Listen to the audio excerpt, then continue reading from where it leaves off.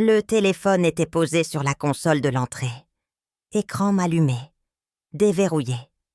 Mon mari était parti en coup de vent ce matin-là, plus pressé que d'habitude. Un train à ne pas rater, une réunion importante à Lyon. Toujours Lyon, tous les mardis depuis 20 ans. Il avait oublié son appareil dans la précipitation. Pour la première fois en 2 décennies de mariage. Je suis restée immobile dans le couloir, fixant cet objet comme s'il était radioactif. Je n'avais jamais touché son téléphone. Jamais. C'était une règle tacite entre nous. Le respect de l'intimité. La confiance. Ces mots nobles qui cachent parfois la simple peur de savoir. Mais ce matin-là, quelque chose en moi a cédé. Peut-être l'accumulation de toutes ces petites bizarreries que j'avais choisi d'ignorer. Peut-être cette intuition sourde qui me murmurait depuis des mois que quelque chose n'allait pas. Ou peut-être juste le hasard qui décide parfois qu'il est temps de voir. J'ai tendu la main. Mes doigts ont effleuré l'écran. L'image s'est affichée instantanément. Une photo ? Récente. Un adolescent assis devant un gâteau d'anniversaire, des bougies allumées, des ballons colorés en arrière-plan, une terrasse ensoleillée que je ne connaissais pas, des meubles en rotin blanc, des plantes grimpantes sur un mur de pierre. Mais ce n'était pas le décor qui m'a paralysée. C'était le sourire du garçon.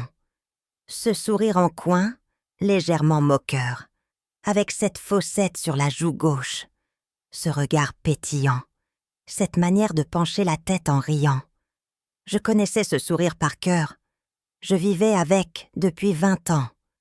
Je l'avais vu des milliers de fois au petit-déjeuner, pendant les dîners, dans les moments de joie et de fatigue. C'était exactement le même que celui de mon mari. Mes mains ont commencé à trembler. J'ai agrandi la photo. Le visage du garçon est devenu plus net. Les traits, la mâchoire, la forme des yeux, même la façon dont ses cheveux tombaient sur son front. Tout était là. Tout était lui. J'ai fait défiler d'autres photos du même anniversaire. Le garçon soufflant les bougies, le garçon ouvrant un cadeau, le garçon riant avec quelqu'un hors champ, une main d'adulte visible sur son épaule, une main que j'aurais reconnue entre 1000. 16 bougies sur le gâteau. 16 ans. Mon cœur battait trop fort, trop vite. Le couloir semblait rétrécir autour de moi. L'air était devenu épais, difficile à respirer. Pendant 20 ans, j'avais cru connaître sa routine.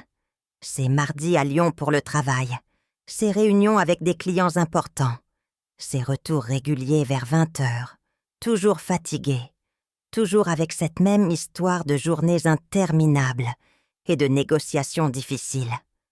20 ans de mardis identiques, comme une horloge, jamais un manquement, jamais un changement de jour, toujours le même train, toujours le même trajet, toujours la même destination. Je m'étais dit que c'était de la rigueur professionnelle, de la discipline. J'admirais même cette constance, cet homme qui construisait notre avenir, semaine après semaine, avec une régularité rassurante. Mais ce sourire sur un visage inconnu racontait une toute autre histoire. Ce n'était pas des rendez-vous d'affaires. C'était quelque chose d'infiniment plus intime, plus permanent, plus réel. J'ai reposé le téléphone exactement où il l'avait laissé. Mes doigts étaient glacés. Tout mon corps tremblait maintenant. Pas de froid, mais de cette terreur viscérale qui vient quand on comprend que le sol sur lequel on marche n'a jamais été solide. Je me suis assise sur la chaise de l'entrée. La même chaise où il posait toujours son attaché-case, où il nouait ses lacets avant de partir, où il avait fait ses gestes quotidiens pendant des années en me souriant, en m'embrassant la joue, en murmurant « à ce soir », comme un mantra rassurant. Combien de fois avait-il répété cette scène en pensant à autre chose? À quelqu'un d'autre? À cette vie parallèle qui existait quelque part dans une maison, avec une terrasse que je ne connaissais pas? Ma vie venait de se diviser en deux. L'avant, où j'étais une femme mariée qui faisait confiance, qui respectait l'intimité de son mari, qui trouvait noble de ne pas poser trop de questions. Et l'après, où je devenais celle qui sait, celle qui a vu, celle qui ne pourra plus jamais faire semblant de ne pas avoir vu. Dans quelques heures, il rentrerait. Il récupérerait son téléphone. Il sourirait peut-être en constatant qu'il l'avait oublié. Il me raconterait sa journée, ses réunions, ses clients. Et moi, je devrais décider. Faire semblant de ne rien savoir, confronter, attendre, chercher. Mais une chose était déjà certaine. Ce sourire qui n'était pas le mien, sur un visage qui portait les traits de l'homme que j'aimais, avait tout changé. Plus rien ne serait jamais comme avant. Je me suis toujours crue lucide. C'est sans doute ce qui rend tout ça encore plus cruel. Je travaillais à la bibliothèque municipale du 14e arrondissement. Un poste à mi-temps, responsable de la section jeunesse. Je connaissais par cœur les rayons, les horaires des écoles, les prénoms des enfants qui venaient tous les mercredis. J'avais mes collègues, mes cafés pris en vitesse, mes projets d'animation. Je ne dépendais pas entièrement de lui, financièrement ou socialement. Je me disais que j'avais ma vie à moi. Lui avait la sienne. Son cabinet de conseil en gestion, ses clients, ses déplacements. Nos univers se croisaient le matin au petit-déjeuner, le soir au dîner, le week-end parfois. Je trouvais cet équilibre moderne. Chacun son espace, chacun son rythme. Pas de fusion étouffante, pas de surveillance mutuelle, de la confiance, du respect. C'est ainsi que je formulais les choses. Nous nous étions rencontrés des années plus tôt dans une petite galerie du Marais, lors d'un vernissage. Il observait une photographie en noir et blanc, un paysage vide balayé par la pluie.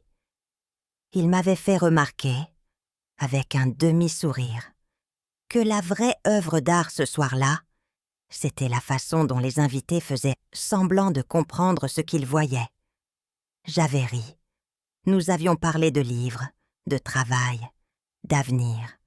6 mois plus tard, nous habitions ensemble dans un 2 pièces, sous les toits, avec une douche trop étroite et des rêves trop grands.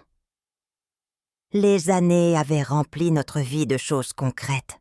Un crédit immobilier, un appartement plus grand, un fils, Thomas, des vacances en Bretagne, des dîners chez des amis, des dimanches pluvieux devant des films.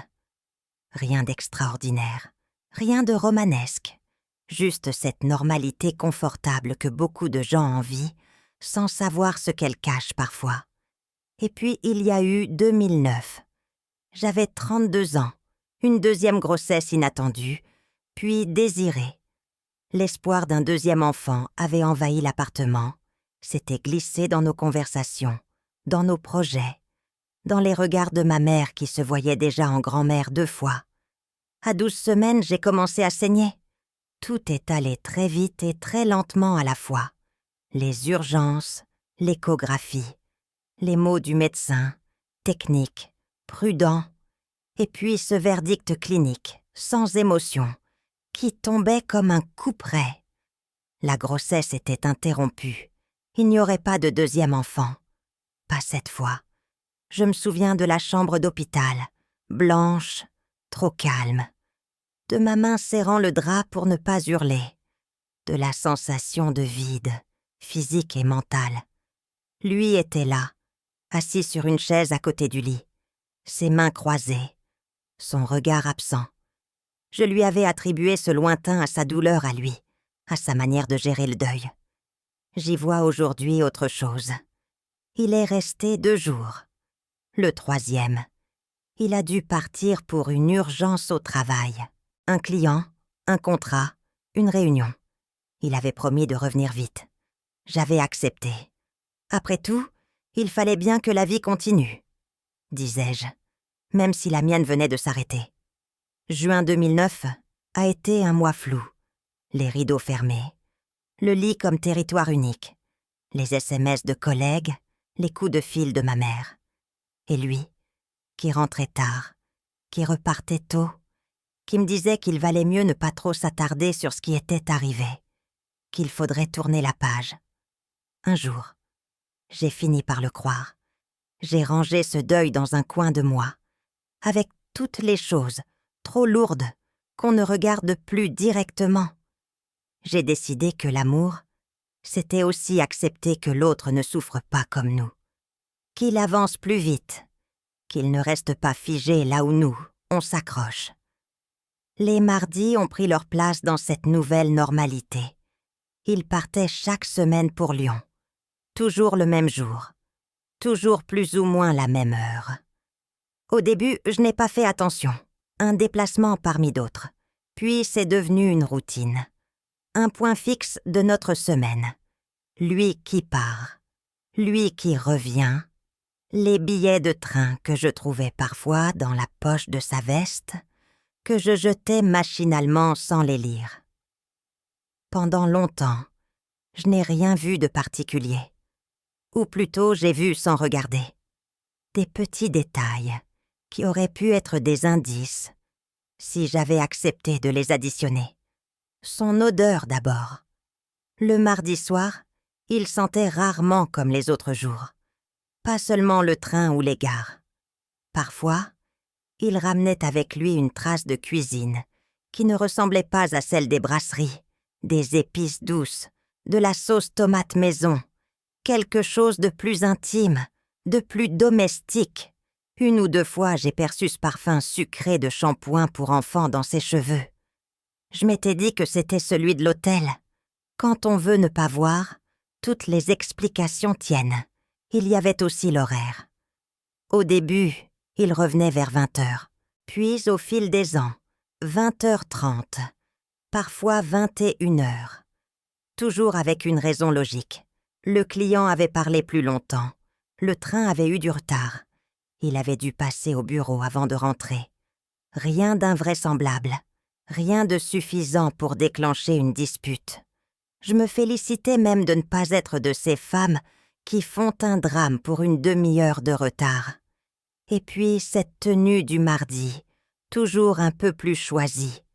Le pantalon gris anthracite, la chemise bleu clair, le pull en cachemire beige, l'écharpe écossaise, son uniforme. Je trouvais ça presque touchant, comme un rituel superstitieux avant une grosse réunion. Je réalise maintenant que c'était un costume. Un personnage qu'il enfilait pour jouer un autre rôle. La première fois que j'ai vu l'adresse dans le GPS de la voiture, c'était un matin où je partais plus tôt que lui.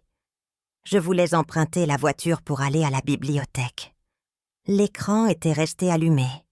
Une destination dans les favoris. 27 rue des Glycines, Lyon 6e. Le nom de la rue m'avait plu. Les Glycines. Quelque chose de doux, de floral. Je lui avais demandé en passant ce que c'était. Il avait répondu vaguement, parlé d'un client, d'un bureau, d'un rendez-vous régulier. Sa voix avait eu ce léger flottement que j'ai immédiatement classé dans la catégorie fatigue, plutôt que mensonge. Je n'ai pas insisté. Comme d'habitude, mon respect de l'intimité était devenu un réflexe. Je ne regardais pas l'écran de son téléphone quand il écrivait. Je ne posais pas de questions sur les noms que je ne connaissais pas. Je ne cherchais pas à savoir avec qui il dînait après ses réunions. Je prenais tout ce qu'il disait comme une vérité suffisamment satisfaisante pour que ma vie reste paisible. C'était confortable. C'était aussi terriblement pratique pour lui. Après la photo sur le téléphone, tout a commencé à se rééclairer d'une manière différente. Les mardis n'étaient plus des journées abstraites. Elles prenaient forme. Une maison que je ne connaissais pas. Une terrasse ensoleillée. Un adolescent qui soufflait ses 16 bougies. Un père qui prenait ses photos. Et moi, pendant ce temps-là, où étais-je dans ce tableau? Dans un coin, flouté, invisible, réduite à un simple détail biographique qu'il évoquait sans doute quand il le fallait. À Paris, j'ai une femme, un fils, un appartement. Je me suis revue dans notre cuisine, un ancien mardi, en train de plaisanter sur le fait que je ne connaissais pas Lyon. Je lui avais dit que ce serait amusant de l'accompagner une fois, de découvrir cette ville dont il me parlait parfois, à travers ses gares et ses salles de réunion. Je me souviens de son rire un peu trop rapide, de la manière dont il avait immédiatement minimisé l'intérêt de la ville, de la façon dont il avait changé de sujet, habilement. Sur le moment, j'avais trouvé ça anodin. Maintenant, je comprenais. Lyon était son territoire interdit, son lieu de double vie. Je n'y étais pas la bienvenue. En repensant à tout cela, assise seule dans notre salon avec cette photo brûlée dans ma mémoire, j'ai senti un mélange étrange monter en moi. De la honte d'abord. Comment avais-je pu ne pas voir?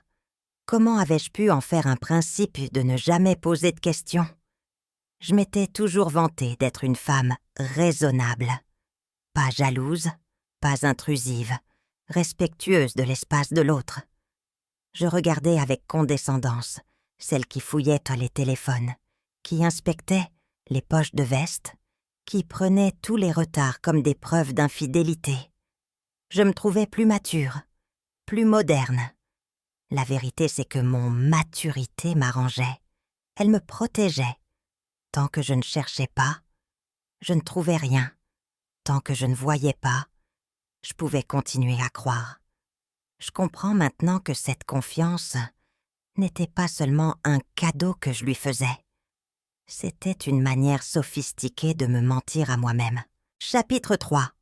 Les voix du dehors. J'ai tenu 3 jours avant de craquer. 3 jours à tourner en rond dans l'appartement, à observer mon mari comme un spécimen sous verre, à sentir les mots s'accumuler dans ma gorge sans pouvoir les laisser sortir. Le jeudi après-midi, j'ai envoyé un message à Claire. Bref, sans détail. Besoin de parler. Café? Elle m'a répondu en moins de 2 minutes.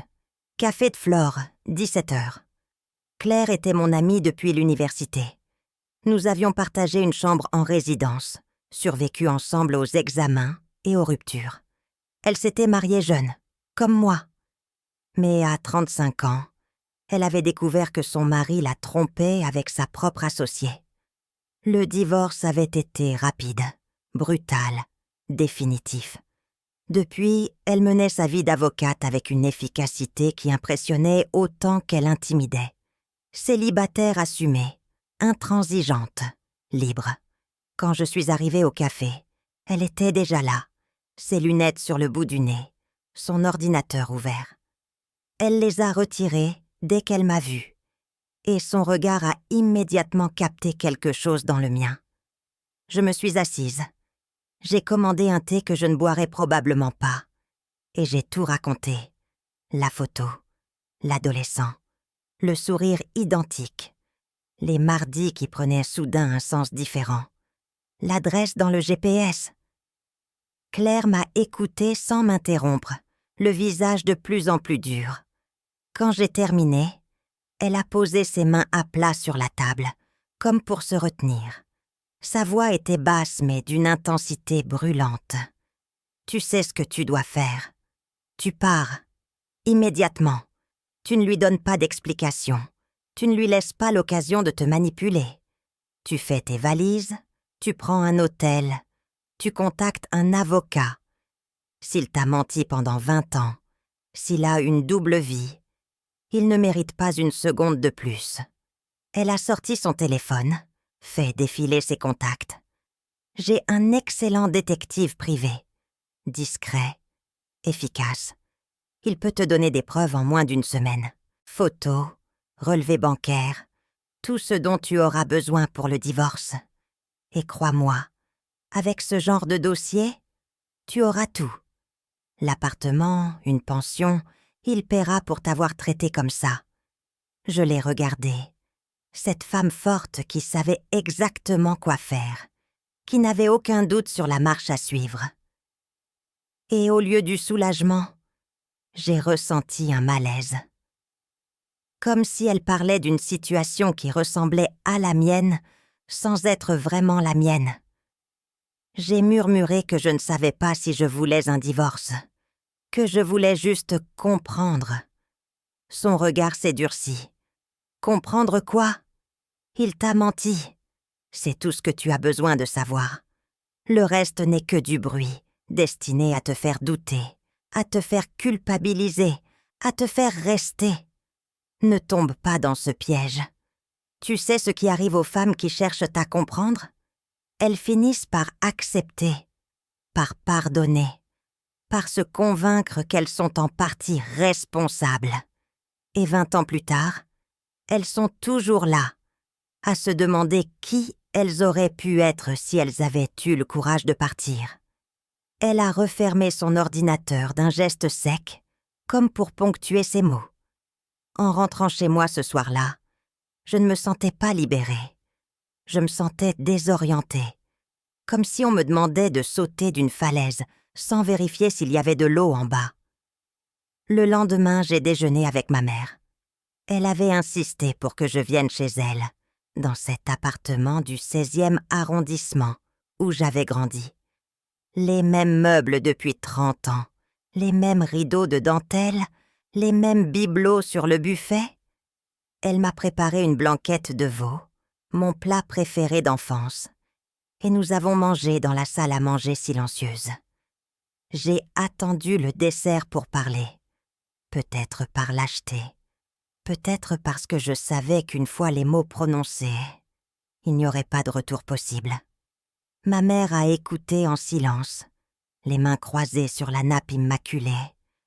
Son visage est resté impassible. Quand j'ai terminé, elle a pris une longue inspiration, replié soigneusement sa serviette et s'est levée pour débarrasser. Viens m'aider à faire la vaisselle. Dans la cuisine, pendant que je rinçais les verres, elle a finalement parlé. Tu sais, ton père avait ses secrets aussi. Je me suis figée, le verre à moitié lavé entre les mains. Il partait souvent pour son travail.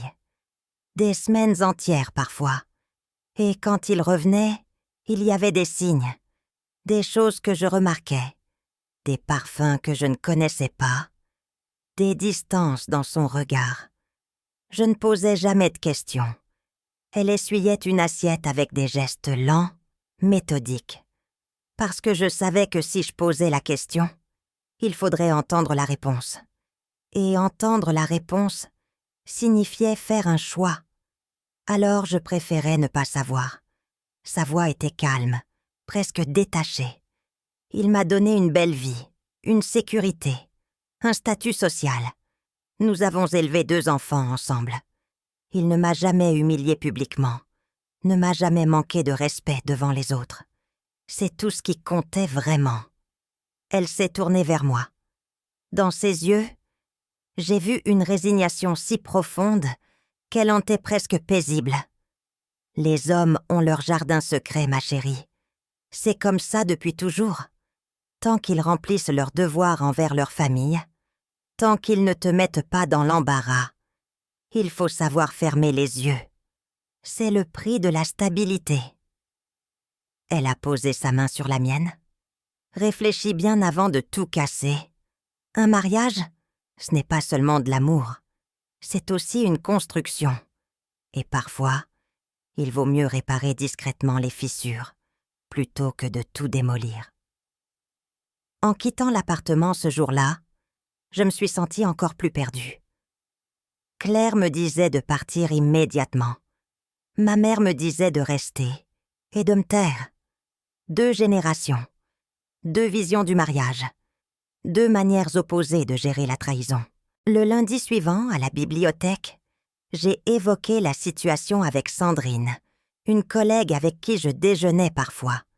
Pas tous les détails, juste l'essentiel, les soupçons, les incohérences. Sandrine a hoché la tête en sirotant son café, comme si ce que je lui racontais n'avait rien d'extraordinaire. Tu sais, en France, les enfants nés hors mariage, ce n'est pas si rare. Regarde Mitterrand, Tout le monde savait qu'il avait une autre famille. Et alors? C'est très français, au fond. Elle a haussé les épaules avec ce pragmatisme qui me semblait à la fois admirablement mature et terriblement cynique.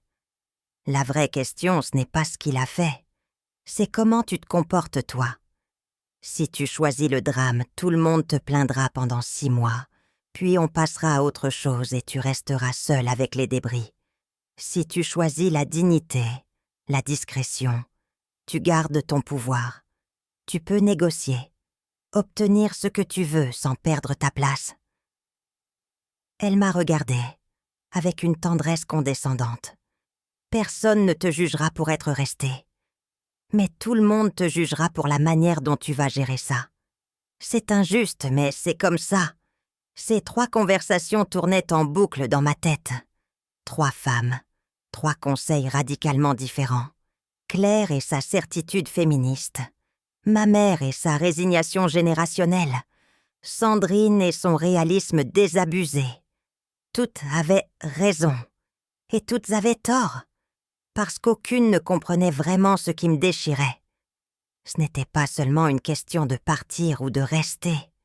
Ce n'était pas une simple équation entre dignité et soumission, entre force et faiblesse. Je voulais savoir qui j'avais été pendant toutes ces années. Avais-je été une femme aimée ou une façade commode? Avais-je construit une vie ou simplement joué un rôle dans un scénario écrit par quelqu'un d'autre? Notre mariage avait-il jamais été réel? Ou n'était-ce qu'un décor bien entretenu pendant qu'ailleurs se déroulait la vraie histoire? Ça, personne ne pouvait me le dire.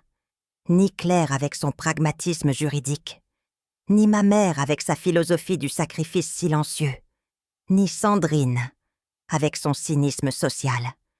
Chaque soir, je rentrais et je le voyais là, dans son fauteuil, lisant son journal, si parfaitement normal.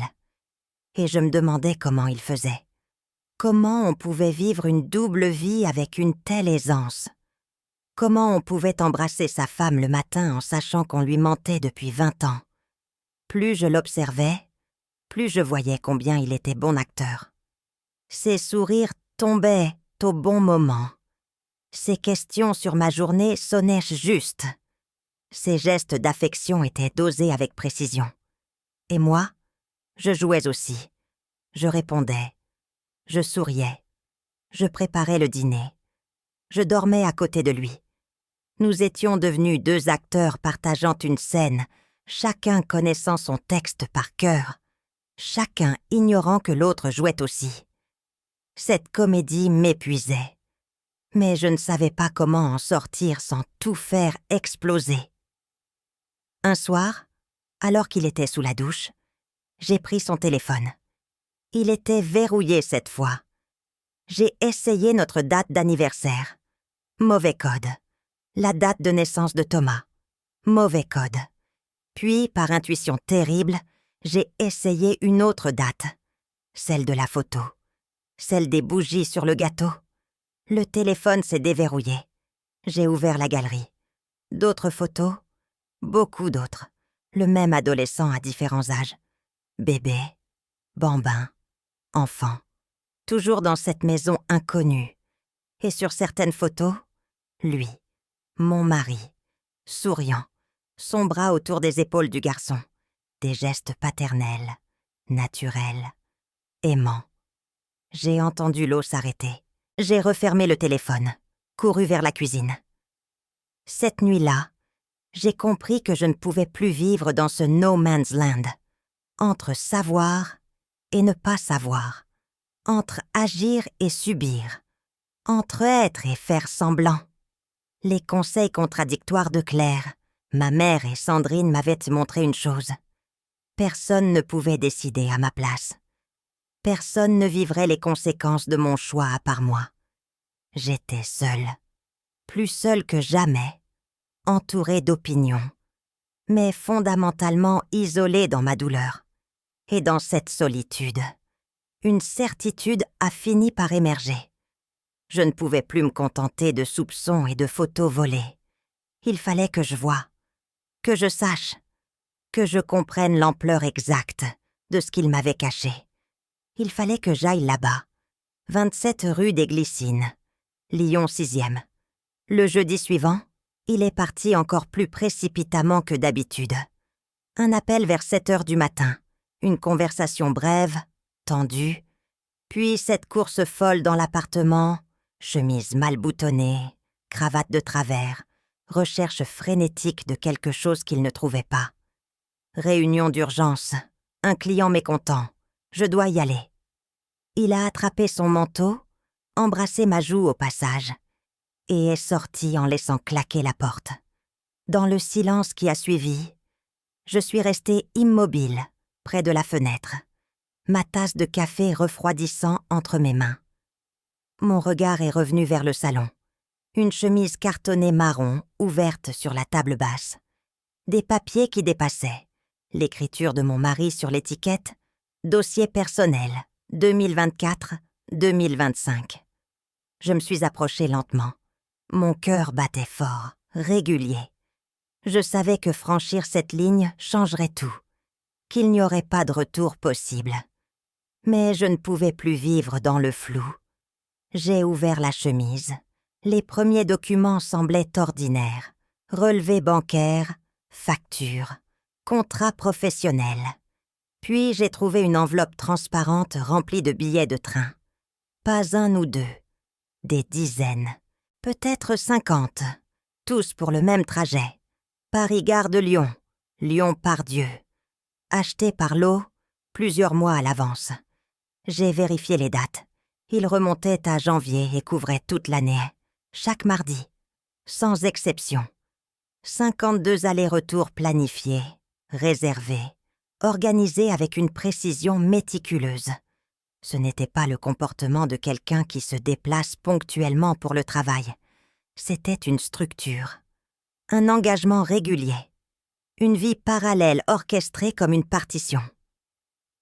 Mes mains ont commencé à trembler.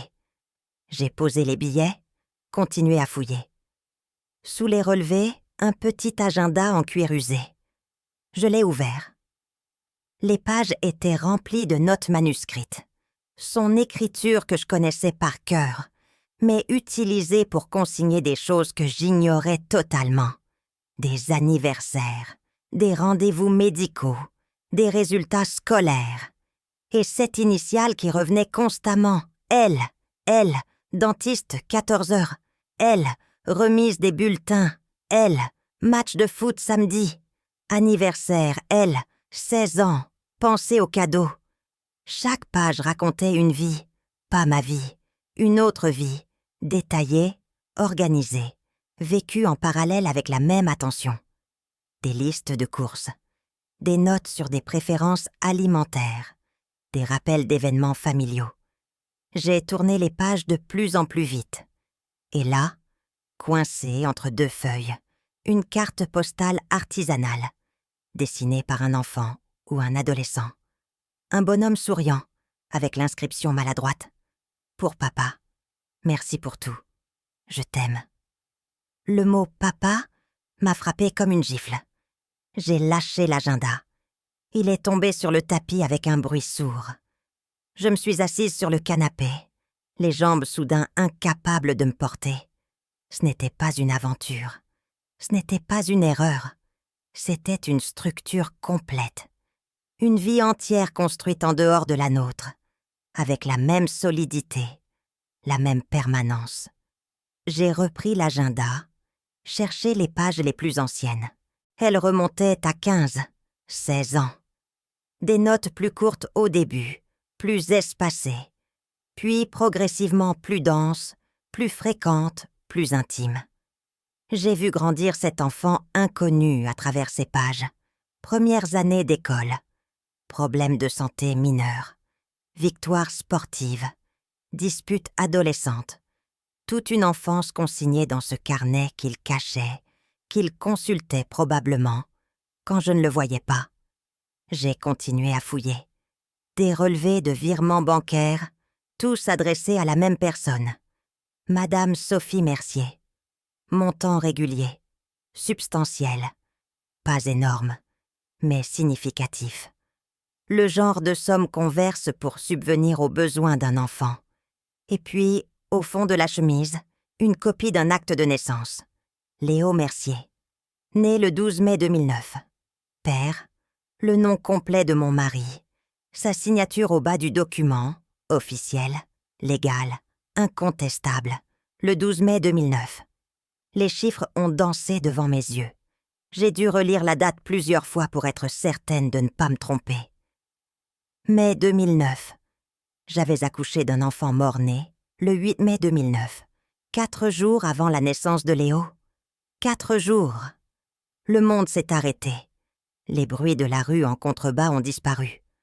L'horloge du salon a cessé de tic-taquer. Tout s'est figé dans un silence absolu. Cette chambre d'hôpital, blanche, trop blanche. Le silence épais après ce qui aurait dû être des cris de vie. L'infirmière qui me tendait ce petit corps inerte. Lui, assis dans le fauteuil près du lit, le regard ailleurs. Toujours ailleurs. Je lui avais attribué cette absence au choc, à la douleur masculine. Maintenant, je comprenais. Son regard n'était pas ailleurs par douleur. Il était ailleurs parce qu'il pensait à là-bas, à Lyon, à cette autre femme qui attendait un bébé bien vivant. Il était resté 2 jours. Le 3e jour, il m'avait dit qu'il devait partir. Une urgence professionnelle, un client important. Et maintenant, je savais où il était allé. Pas gérer une crise professionnelle. Non, il était allé à la maternité de Lyon accueillir son fils. Celui qui avait réussi à naître. Celui qui vivrait. Il avait signé cet acte de naissance pendant que moi, j'étais encore hospitalisée, hébétée de douleur, à pleurer la mort de notre enfant. J'ai serré l'acte si fort que le papier s'est froissé. Une agrafe m'a piqué le pouce. Le sang a perlé, rouge vif contre la pâleur du document. J'ai regardé cette goutte s'étaler sur le nom de mon mari, tacher la date qui avait détruit ma vie. Ma douleur laissait enfin une trace visible sur son mensonge, si proprement organisé. J'ai continué à fouiller, le pouce saignant. Un accord notarié, daté de juin 2009. Reconnaissance de paternité, engagement financier, pension mensuelle. Tout formalisé par un notaire lyonnais dont le tampon garantissait la légalité de cette trahison. Juin 2009. J'étais rentrée de l'hôpital début juin. J'avais passé le mois enfermée dans notre chambre, les rideaux tirés, incapable de supporter la lumière. Lui venait me voir de temps en temps, m'apportait des plateaux, me disait qu'il fallait tourner la page. Il faut que tu te ressaisisses. La vie continue. Ressasser ne sert à rien. En juin 2009, pendant que je pleurais notre fils mort, lui signait des papiers chez un notaire pour officialiser l'existence de son fils vivant. Des photos. Sophie Mercier à la maternité, tenant le nouveau-né. Lui à côté d'elle, souriant. Pas le sourire tendu d'un homme en deuil. Non, un vrai sourire, lumineux, heureux. Sur une photo, il tenait le bébé contre lui. Ses mains formaient un berceau protecteur. Son regard fixait l'enfant, avec une intensité que je ne lui avais jamais vue. Pendant 16 ans, j'avais vécu avec cette culpabilité sourde, ce sentiment d'avoir échoué, de ne pas avoir su garder notre bébé, de ne pas avoir été assez forte pour mener cette grossesse à terme. Et lui me laissait porter cette honte, me laissait me consumer dans ce sentiment d'échec, alors que lui avait eu son enfant, son fils vivant, sa paternité épanouie. Il m'avait laissé me noyer dans mon deuil pendant qu'il savourait sa nouvelle paternité ailleurs. Quelque chose s'est brisé en moi, mais quelque chose d'autre est né, de la colère, pure, brûlante. J'ai pris mon téléphone et j'ai photographié chaque document. L'acte de naissance, l'accord notarié, les bulletins scolaires, les photos, tout. Je voulais des preuves indiscutables. Puis j'ai tout remis en place, méticuleusement, chaque document à sa place, chaque photo dans son ordre, chaque boîte refermée, le placard refermé à clé. Je ne voulais pas qu'il sache. Pas encore. Je suis allée dans la salle de bain. J'ai lavé mon pouce blessé, mis un pansement. Puis j'ai regardé mon reflet dans le miroir. Une femme que je reconnaissais à peine me fixait. Les yeux rougis, mais le regard différent. Plus dur, plus déterminé. Je n'étais plus celle qui se taisait, qui acceptait, qui se contentait des miettes de vérité. J'étais devenue quelqu'un d'autre, quelqu'un qui n'avait plus peur de savoir, quelqu'un qui n'avait plus peur de détruire l'illusion. J'ai ouvert mon ordinateur et réservé un billet de train pour Lyon. Pas pour un mardi, pour un vendredi. Je ne voulais pas risquer de le croiser. J'ai noté l'adresse sur un papier que j'ai glissé dans mon portefeuille. 27 rue des Glycines. Je ne savais pas ce que j'allais y trouver exactement. Mais je savais que je devais y aller. Voir cette vie de mes propres yeux. Regarder ces gens en face. Affronter cette réalité qu'ils m'avaient cachée pendant si longtemps. Le silence était leur arme. Le secret était leur forteresse. Et j'allais faire exploser tout ça. Le train pour Lyon partait à 14h30. Je me suis installée près de la fenêtre, côté gauche. Le même côté où il s'asseyait probablement. Je voulais voir ce qu'il voyait, suivre le même trajet, comprendre comment on pouvait faire ce voyage des centaines de fois en gardant intact ce double jeu. Paris a défilé derrière la vitre. Immeubles serrés, toits de zinc, petite cour intérieure, puis les banlieues, les zones industrielles, et enfin la vraie campagne, champs labourés, villages endormis, lignes à haute tension coupant l'horizon. 2 heures de trajet, 120 minutes pendant lesquelles il devait se préparer mentalement, passer d'une vie à l'autre, ranger la version parisienne de lui-même pour enfiler la version lyonnaise, comme un acteur qui change de costume entre 2 actes. À Mâcon, une femme est montée avec 2 enfants. Ils se sont installés en face de moi. Le plus petit pleurait. Elle essayait de le calmer en lui chantant doucement. L'enfant a fini par s'endormir contre elle, le pouce dans la bouche. Cette scène banale de maternité, ce lien évident, charnel. J'avais voulu ça. J'avais porté ça pendant quelques mois avant que tout s'arrête. Et pendant que je pleurais cette perte, lui en construisait une autre version ailleurs. Le train est arrivé à Lyon-Part-Dieu à 16h23. Je suis descendue avec des jambes qui tremblaient légèrement. Autour de moi, les voyageurs se pressaient. Tout le monde savait où aller. Moi, je me tenais immobile sur ce quai avec une adresse griffonnée dans ma poche. Avant d'aller rue des Glycines, j'avais une chose à vérifier. J'avais noté l'adresse d'une agence bancaire, près de la gare. Pas notre banque principale, une autre, où j'avais gardé un vieux compte personnel. Un vestige de mon indépendance d'avant le mariage. La conseillère était jeune, efficace. Je lui ai expliqué que je voulais consulter les relevés de notre compte joint. Elle a imprimé les documents sans poser de questions. J'ai parcouru les lignes. Les virements étaient là, réguliers comme une horloge, tous les mois. Des sommes significatives à Sophie Mercier. Mais ce qui m'a frappé, c'étaient les autres lignes. Paiement à une école privée lyonnaise. Règlement à un club de sport. Achat dans des magasins de Lyon que je ne connaissais pas. Toute une infrastructure financière dédiée à une vie que j'ignorais. « Vous voyez une irrégularité ?» a demandé la conseillère. J'ai secoué la tête. Non, tout était parfaitement régulier. C'était bien le problème. La régularité était précisément ce qui prouvait le mensonge. Une aventure aurait été chaotique. Ça ressemblait à une comptabilité familiale parfaitement tenue.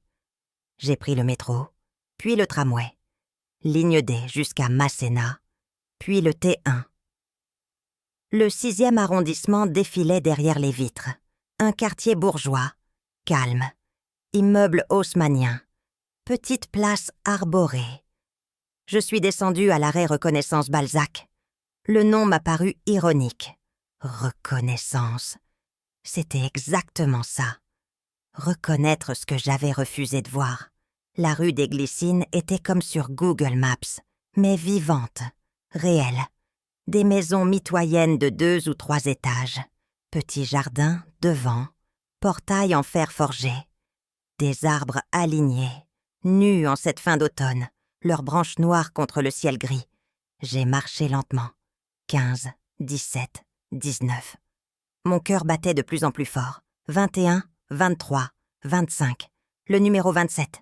Une maison plus charmante que les autres. Façade couleur crème. Volet bleu ciel. Le portail entrouvert. Dans le jardin, un vélo d'adolescent contre le mur. Un ballon de football près des marches. Des signes de vie. Des signes d'une famille. Je me suis arrêtée de l'autre côté de la rue. Tout respirait la normalité. La vie familiale simple, ce qui rendait tout encore plus atroce. Cette normalité avait été construite sur mon ignorance. Sur 16 ans de mensonges. À travers les fenêtres du rez-de-chaussée, je voyais de la lumière. Des ombres qui bougeaient. Des gens qui vivaient leur mercredi après-midi tranquille. Il fallait que je traverse, que je monte ces marches, que je sonne. Mais mes jambes refusaient de bouger. Mon corps savait que franchir cette distance, c'était franchir un point de non-retour. J'ai pensé faire demi-tour. Rentrer à Paris. Faire comme si cette journée n'avait jamais existé. Mais non. J'avais passé trop de nuits blanches, vu trop de photos, lu trop de documents. Il fallait aller au bout. J'ai traversé la rue. Mes pas résonnaient sur l'asphalte. J'ai ouvert le portail.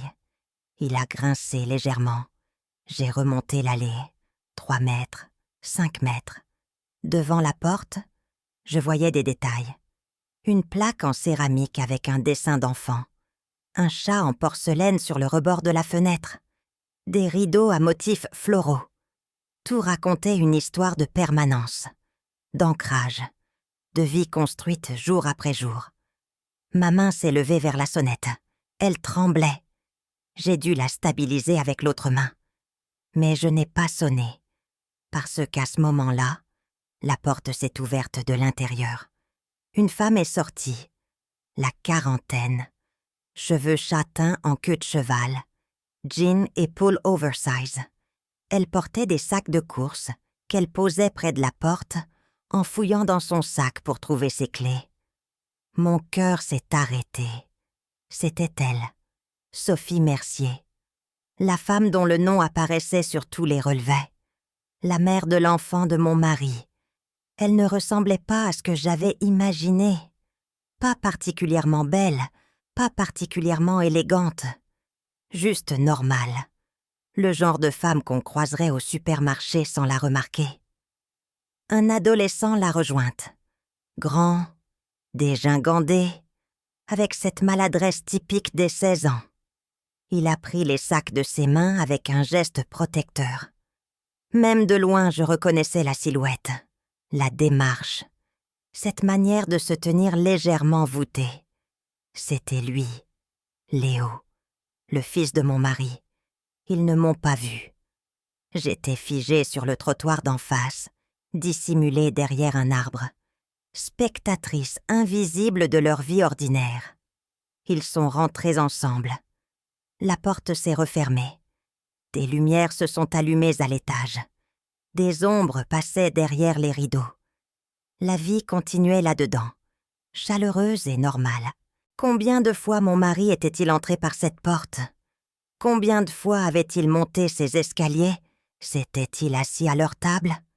Avait-il une chambre là-bas? Des vêtements dans une armoire? Existait-il une version miroir de notre appartement parisien ici? Un autre fauteuil, un autre côté du lit. Une autre version de lui qui appartenait à cette famille plus qu'à la mienne?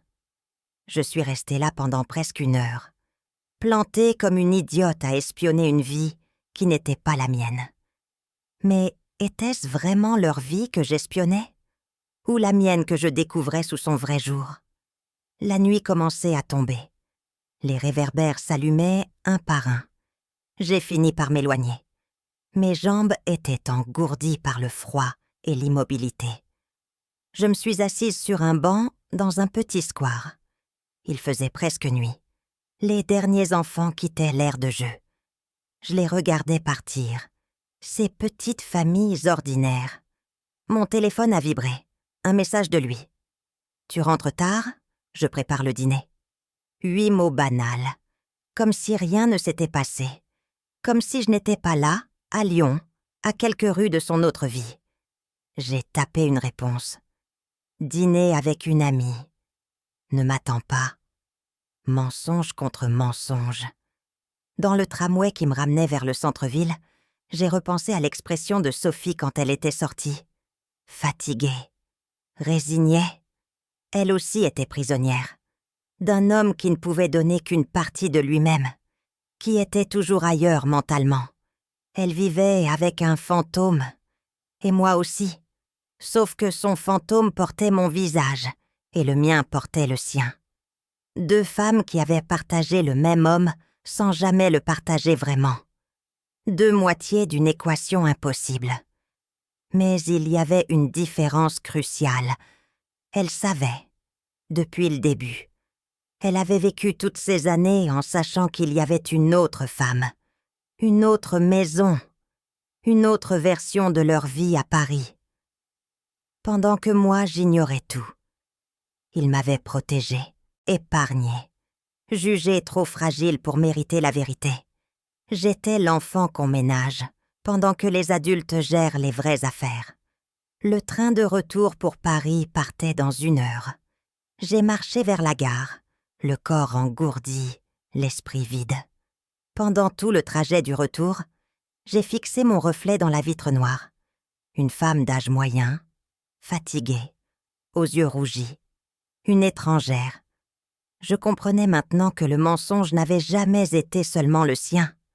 Sophie mentait aussi. Léo mentait. Et moi, j'avais menti. À moi-même. En refusant de voir ce qui était visible. Nous étions tous complices. Tous piégés dans cette architecture de fausseté qu'il avait construite et que nous avions tous, d'une manière ou d'une autre, accepté de maintenir. Quand je suis rentrée, il était tard. Il m'attendait dans son fauteuil avec un livre. Il a levé les yeux. J'ai hoché la tête, incapable de parler. J'avais peur que ma voix me trahisse. Il m'a observé quelques secondes, une inquiétude fugace dans son regard, comme s'il sentait que l'équilibre commençait à vaciller. Mais il n'a rien dit. Il est retourné à son livre. Cette nuit-là, je n'ai pas dormi. Je suis restée les yeux ouverts, à écouter sa respiration régulière, à me demander de quoi il rêvait. Une chose était devenue claire. Ce n'était plus une question de savoir si j'allais le confronter. C'était une question de quand et de comment. Parce que cette fois, il n'y aurait plus de recul possible, plus de demi-vérité, plus de secrets protégés. Cette fois, j'allais tout faire exploser. Le mardi suivant, je l'ai regardé partir avec une attention presque clinique. Chaque geste me semblait chargé d'une signification nouvelle.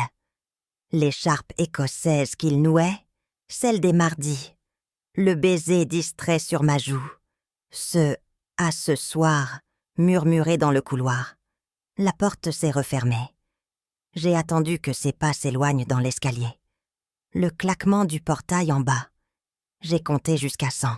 Puis j'ai attrapé la clé du placard de son bureau. Je n'avais jamais fouillé ses affaires. Jamais. En 20 ans.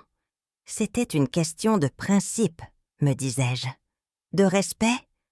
Maintenant, je comprenais que mon respect n'avait atteint qu'une lâcheté élégante. Le bureau était au fond de l'appartement, son espace de travail. Une pièce où je n'entrais presque jamais. Pas parce qu'il me l'avait interdit, mais par accord tacite. Son territoire, sa zone privée. J'ai ouvert la porte. L'odeur de son eau de Cologne flottait dans l'air.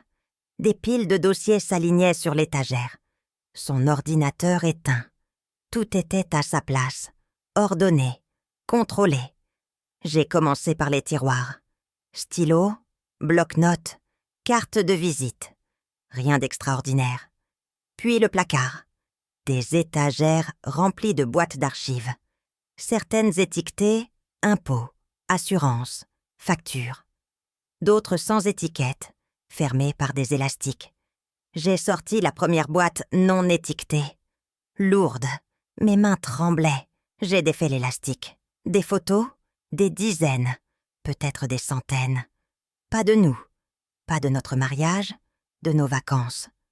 Non, des photos d'eux, l'adolescent à différents âges, bébé dans les bras de Sophie, bambin faisant ses premiers pas, enfant déguisé, garçonnet en maillot de football. Sur certaines photos, il était là, mon mari, souriant, ses mains sur les épaules de l'enfant, cette fierté paternelle dans son regard. J'ai commencé à sortir les photos, à les étaler sur le bureau. Une chronologie macabre. Une seconde famille qui avait grandi dans l'ombre. La deuxième boîte contenait des documents, certificats médicaux, bulletins scolaires, dessins d'enfants, ces gribouillis de maternelle que les parents gardent précieusement. Ils les avaient gardés, tous, rangés chronologiquement, protégés dans des pochettes plastiques. J'ai ouvert un bulletin au hasard. Léo fait des progrès en mathématiques, mais doit améliorer son attention. 2016. Il avait 7 ans, l'année où notre propre fils avait quitté la maison pour ses études. J'ai continué, de plus en plus frénétiquement. Les documents s'empilaient, des contrats, des accords notariés, des relevés bancaires remontant à des années, puis une enveloppe Kraft plus épaisse, fermée par une ficelle. Mes doigts se sont accrochés au nœud. J'ai sorti les documents, l'acte de naissance original, avec le tampon de la mairie de Lyon, Léo Mercier, né le 12 mai 2009 à 14h37. Mère, Sophie Mercier. Père, mon mari, son adresse, notre adresse parisienne, sa signature. Le 12 mai 2009. J'ai dû m'asseoir. Les chiffres dansaient devant mes yeux. Mai 2009, le mois où tout s'était effondré pour moi, où j'avais perdu notre bébé. J'avais accouché le 8 mai, 4 jours avant la naissance de Léo. 4 jours. Les souvenirs ont déferlé. Cette chambre d'hôpital blanche. Le silence après ce qui aurait dû être des cris. L'infirmière qui me tendait ce petit corps emmailloté. Lui assis dans le fauteuil, silencieux, le regard ailleurs. Le 3e jour, il m'avait dit qu'il devait partir. Une urgence professionnelle, un client, une crise à gérer. Je reviens dès que possible. Repose-toi. Il avait embrassé mon front. Puis il était parti pour aller à la maternité de Lyon, accueillir son fils, celui qui avait réussi à naître, signer cet acte pendant que moi, j'étais encore hospitalisée, hébétée de douleur et de médication, pleurant la mort de notre enfant. J'ai serré l'acte si fort que le papier s'est froissé. Mon ongle a accroché une agrafe, une douleur vive. Le sang a perlé de mon index, rouge vif contre la pâleur du document. J'ai regardé cette goutte s'étaler sur l'acte de naissance, tacher le nom de mon mari, maculer la date. Ma douleur laissait enfin une trace visible sur son mensonge, si proprement organisé. Je n'ai même pas cherché à essuyer. J'ai continué à fouiller, le doigt saignant, laissant des traces rouges sur les papiers. Un accord notarié. Juin 2009. Reconnaissance de paternité. Engagement financier. Pension mensuelle. Tout formalisé. Légalisé. Juin 2009. J'étais rentrée début juin. J'avais passé le mois enfermée dans notre chambre, rideau tiré, incapable de supporter la lumière. Lui venait me voir de temps en temps, m'apportait des plateaux, me disait qu'il fallait tourner la page, se projeter en avant. Il faut que tu passes à autre chose. Ressasser ne sert à rien. Je l'avais trouvé cruel dans sa rationalité. Maintenant, je comprenais. Il voulait que je tourne la page vite, très vite, pour qu'on ne parle plus de ça, pour que je ne remarque pas ses absences de plus en plus fréquentes. En juin 2009, pendant que je pleurais notre fils mort dans notre chambre au rideau tiré, lui signait chez un notaire pour officialiser l'existence de son fils vivant. Des photos de cette période. Sophie à la maternité tenant le nouveau-né. Lui à côté d'elle, souriant. Pas le sourire tendu d'un homme en deuil. Non, un vrai sourire. Lumineux. Heureux. Sur une photo, il tenait le bébé contre lui. Ses mains formaient un berceau protecteur. Son regard fixait l'enfant avec une intensité que je ne lui avais jamais vue. Des larmes ont commencé à couler. Elles tombaient sur les photos, diluant légèrement l'encre, créant des auréoles humides sur ces moments de bonheur qui n'étaient pas les miens. J'ai regardé autour de moi. Le bureau était un champ de bataille. Documents partout, photos étalées, boîtes renversées, mon sang sur certains papiers, mes larmes sur d'autres. Chercher la vérité, c'était ça. Ce n'était pas propre. C'était sanglant, douloureux, destructeur. Chaque découverte était une blessure supplémentaire. Mais je ne pouvais plus m'arrêter. Une troisième boîte, des clés USB étiquetées par année.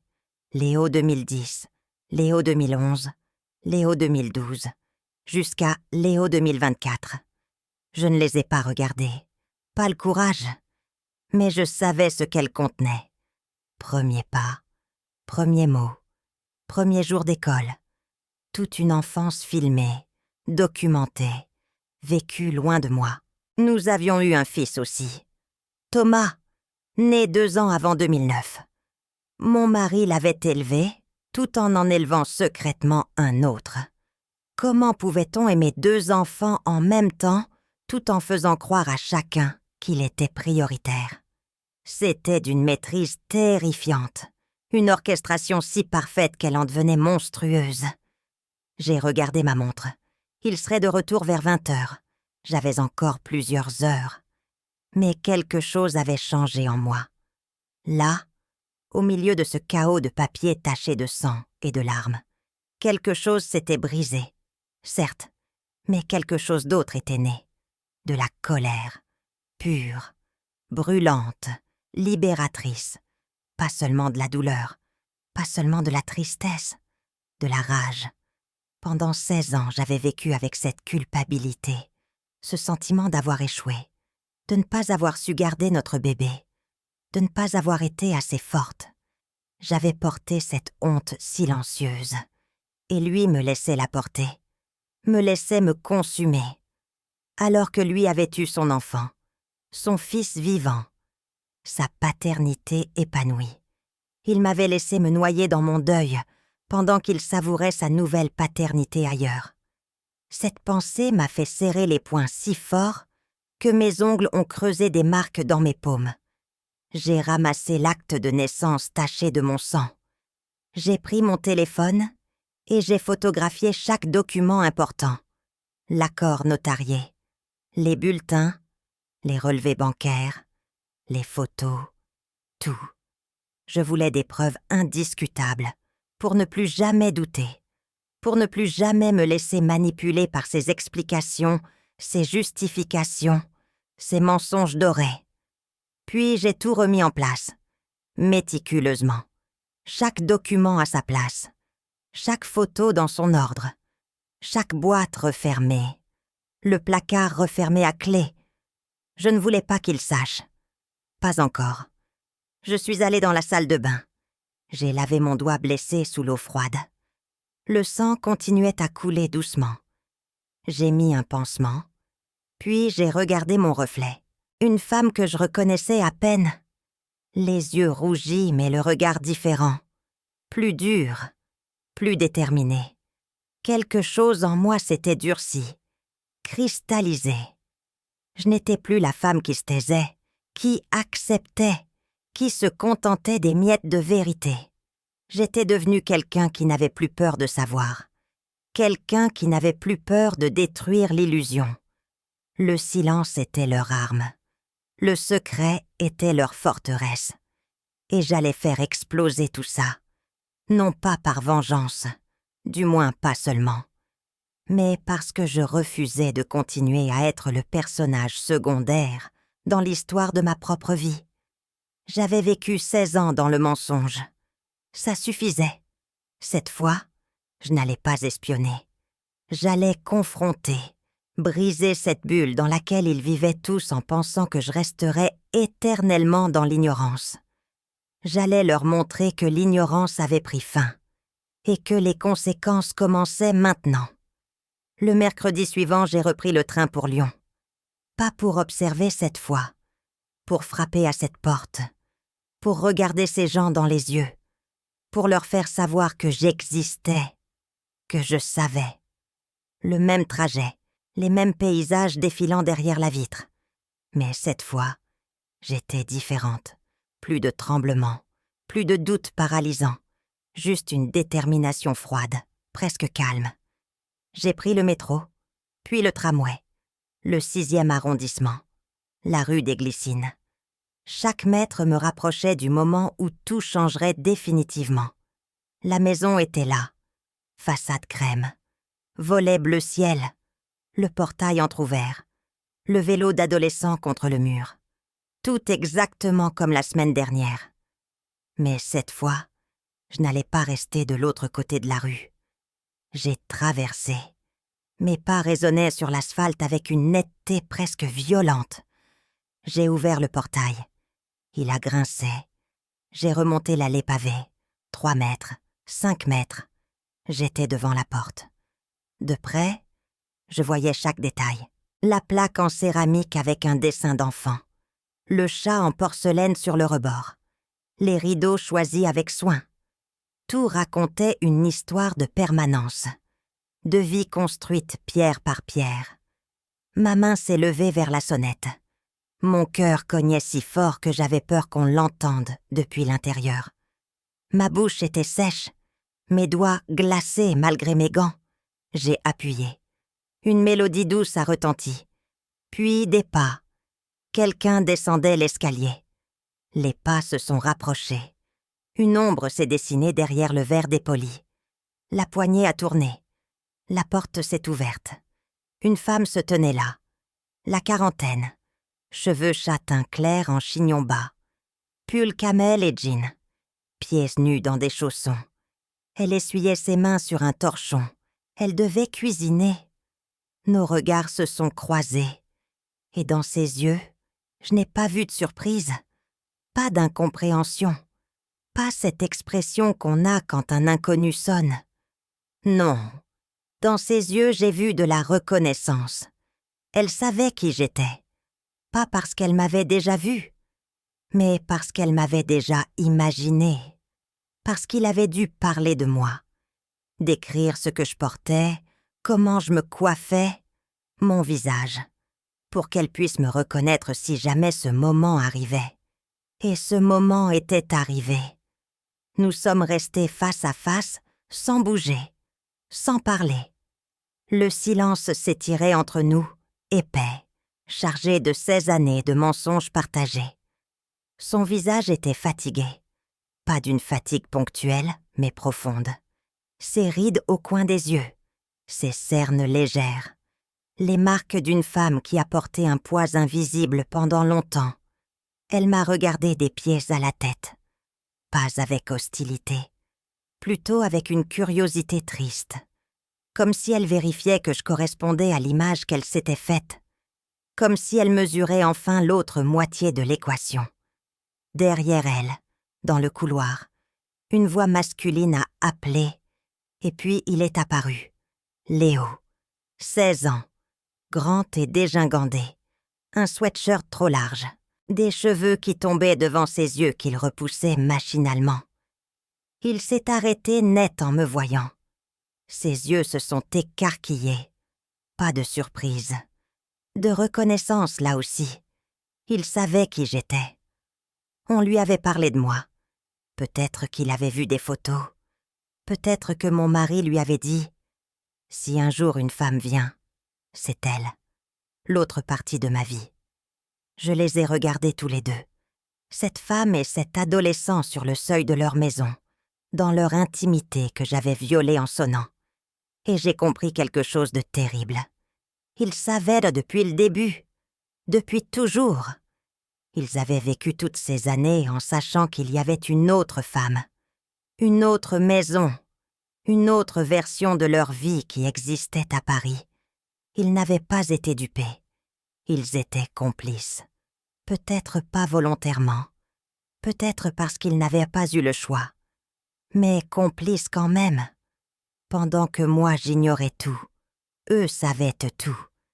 J'étais celle qu'on protégeait, celle qu'on épargnait, celle qu'on jugeait trop fragile, trop naïve pour mériter la vérité.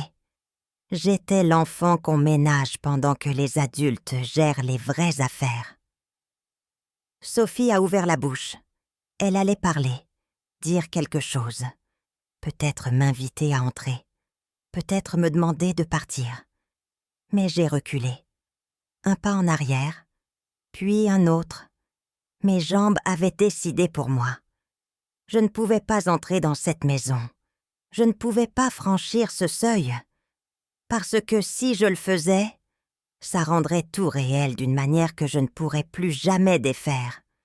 Tant que je restais dehors, je pouvais encore faire semblant. Dire que c'était un malentendu, une erreur. Mais si j'entrais...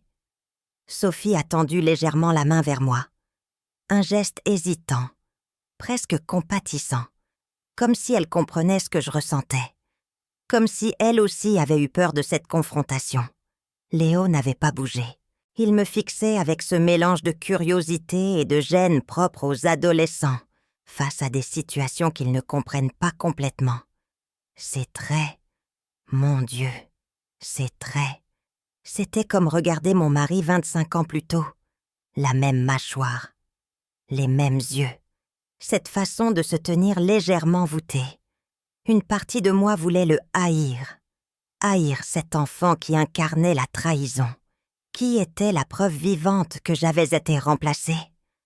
Mais je ne pouvais pas, parce qu'en le regardant, je voyais juste un gamin qui n'avait rien demandé, qui était né dans une situation compliquée qu'il n'avait pas choisie, qui avait probablement grandi en se posant des questions sur ce père qui venait un jour, par semaine, et disparaissait toujours le soir. Ce n'était pas sa faute. Rien de tout ça n'était sa faute. Et pourtant, son existence même était une condamnation. La preuve que mon mari avait construit une vie complète sans moi, avait été père, vraiment père, présent pour quelqu'un d'autre pendant qu'il faisait semblant d'être mari pour moi. J'ai continué à reculer. J'ai dû murmurer quelque chose. Une excuse peut-être, ou peut-être rien du tout. Je ne sais plus.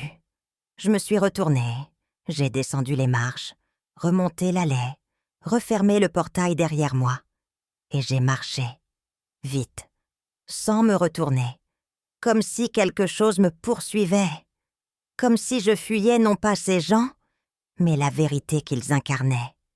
J'ai tourné au coin de la rue. C'est seulement là que je me suis autorisée à m'arrêter, à m'appuyer contre un mur, à reprendre mon souffle.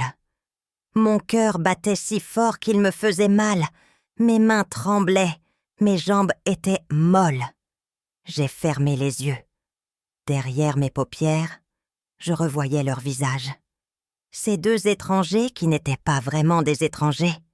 Ces deux personnes qui connaissaient mon existence depuis toujours, alors que je venais tout juste de découvrir la leur. Ils savaient. Ils avaient toujours su.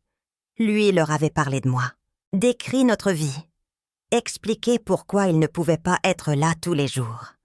Construit pour eux une image de moi pour justifier ses absences. Pendant 16 ans, j'avais été un personnage dans leur histoire familiale. La femme de papa à Paris. L'autre partie de sa vie. Celle qu'on ne peut pas rencontrer. Et moi, Je ne savais rien d'eux. Ils étaient invisibles, effacés, protégés dans un compartiment secret de son existence. La symétrie était vertigineuse, cruelle, profondément injuste. Ils avaient vécu en sachant. J'avais vécu en ignorant. Ils avaient eu le choix, même limité, de rester ou de partir. Moi, je n'avais même pas eu le choix de savoir qu'il y avait un choix à faire. J'ai rouvert les yeux. Le ciel était devenu presque noir. Des réverbères s'allumaient. Des fenêtres se faisaient lumineuses dans les maisons. La vie quotidienne continuait, indifférente à mon effondrement. J'ai sorti mon téléphone. 18 heures passées. J'avais un train à 19h30. Un message de lui. « Tu rentres tard ? Je prépare le dîner. » 8 mots banals. Comme si rien ne s'était passé. Comme si je n'étais pas là. À Lyon, à quelques rues de son autre vie, contemplant les décombres de tout ce que je croyais vrai. J'ai tapé une réponse. Dîner avec une amie. Ne m'attends pas. Mensonge contre mensonge.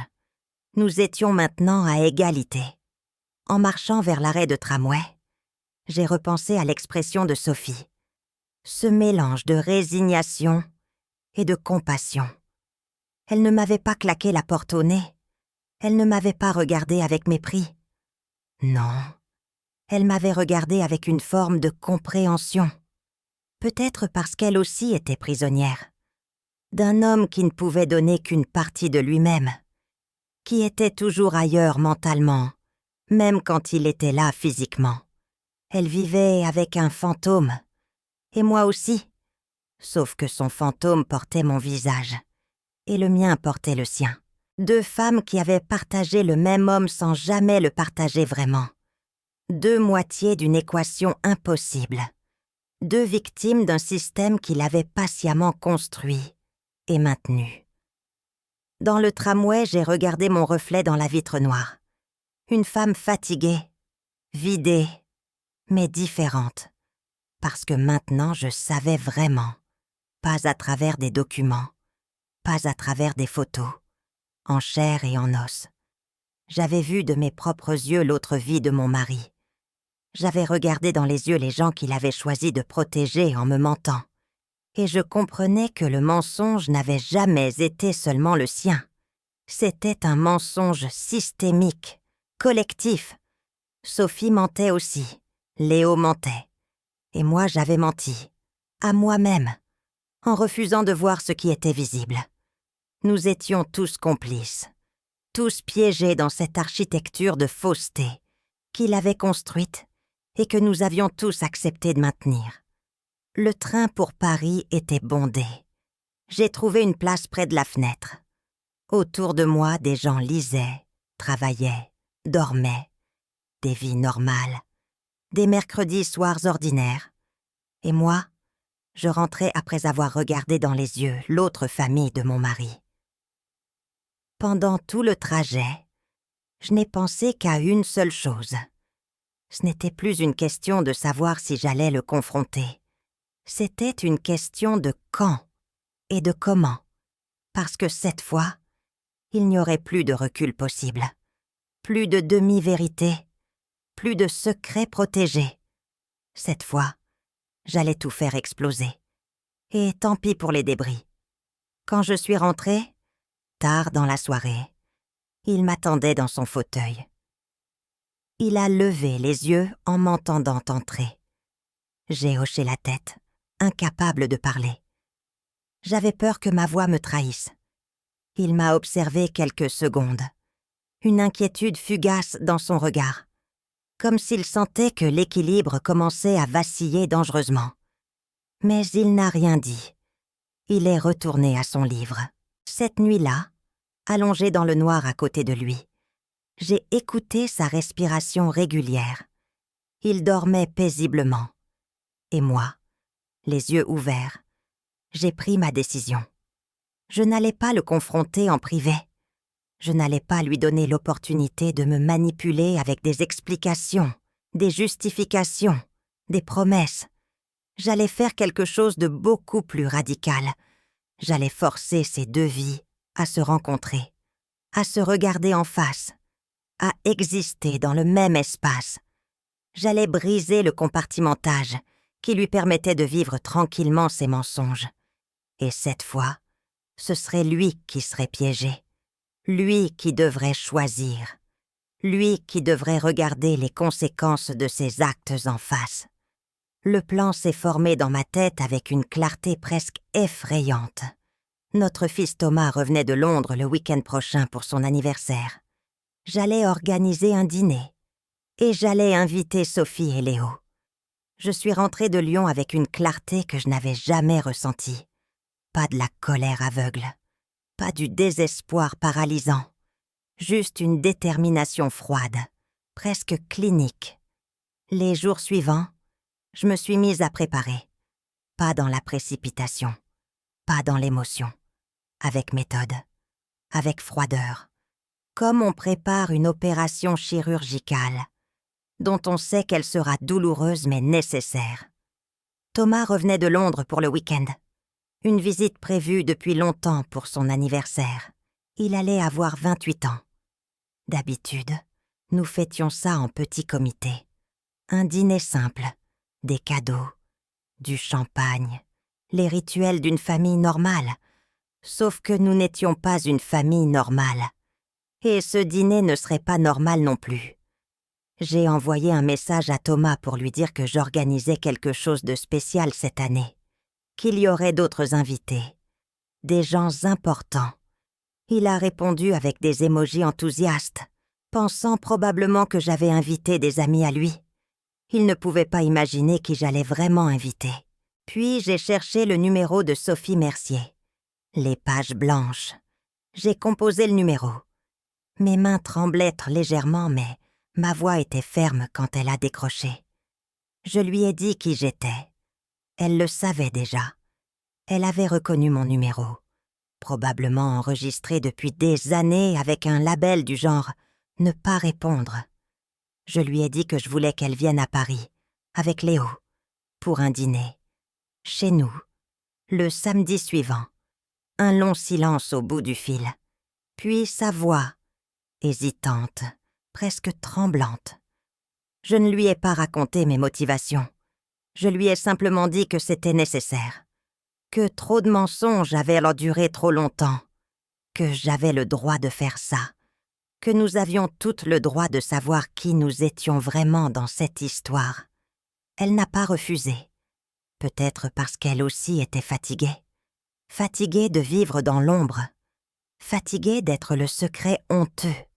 Fatiguée d'expliquer à son fils pourquoi son père ne pouvait jamais rester pour le petit déjeuner. Ou peut-être simplement parce qu'elle savait que ce moment viendrait tôt ou tard. Que les doubles vies finissent toujours par imploser. Elle a accepté. Elle viendrait. Avec Léo.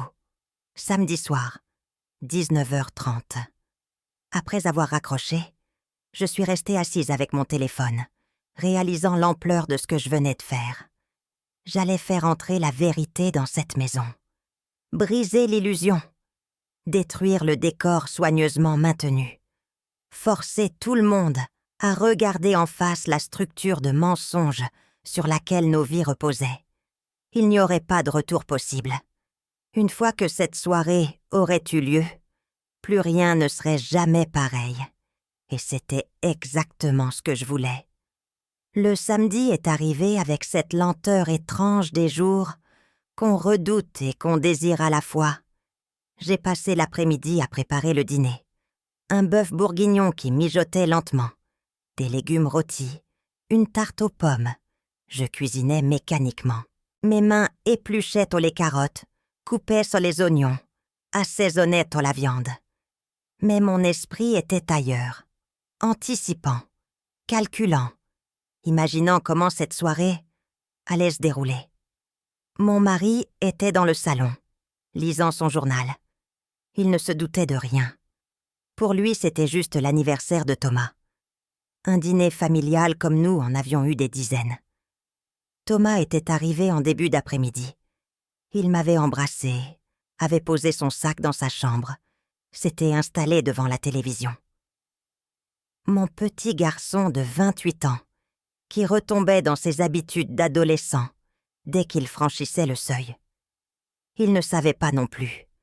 Il allait apprendre ce soir qu'il avait un demi-frère, que son père avait mené une double vie pendant presque toute son enfance, que la famille stable dans laquelle il pensait avoir grandi n'était qu'une façade. En mettant la table, j'ai ajouté 2 couverts supplémentaires. Mon mari a levé les yeux de son journal. Sa voix était neutre, légèrement curieuse.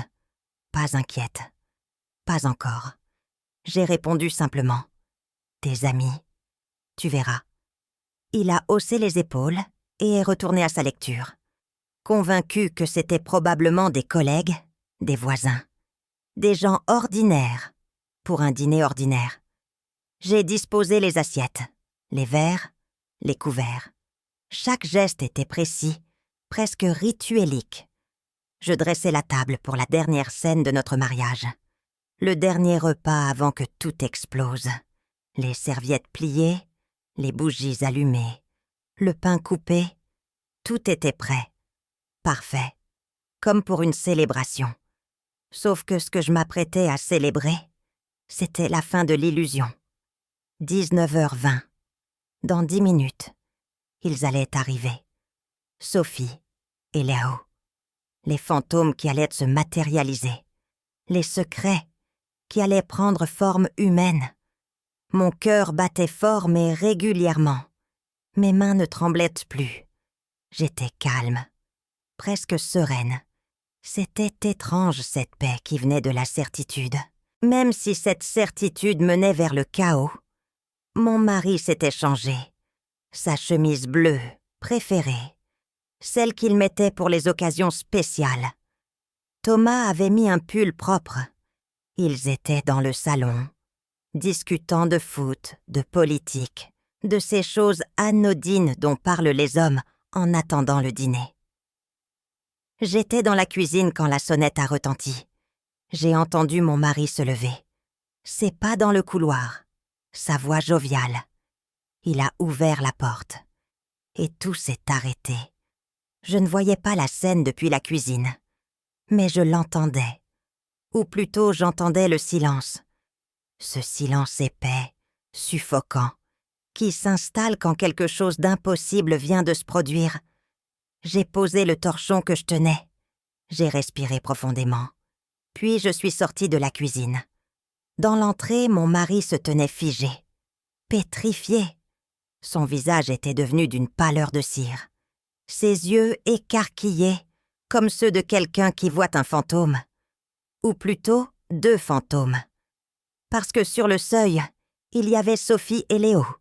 Elle portait un manteau beige simple, ses cheveux attachés. Elle tenait son sac contre elle comme un bouclier.